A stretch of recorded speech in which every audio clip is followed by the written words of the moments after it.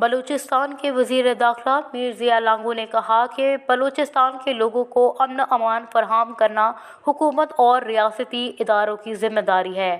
اپنے ایک بیان میں میر ضیاء لانگو نے کہا کہ کچھ دنوں سے بہت زیادہ تھریٹس تھے جن میں خودکش بمبار آنے کی اطلاعات بھی تھی۔ خودکش بمبار میں خواتین خودکش حملہ آور کی بھی اطلاع تھی جو کسی بھی جگہ حملہ کر سکتی تھی۔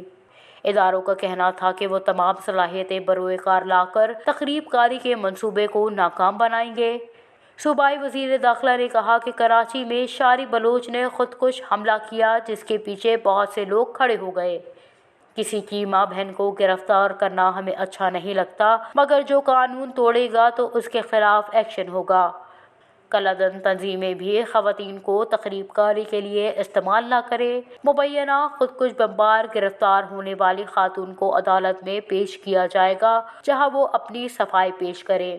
میر ضیاء لانگو نے مزید کہا کہ جو خودکش حملہ کرے گا اس کے خلاف کارروائی ہوگی۔ ملزمہ کو تمام قانون سہولت فراہم کریں گے۔ سب کو انصاف کے دائرے میں لایا جائے گا۔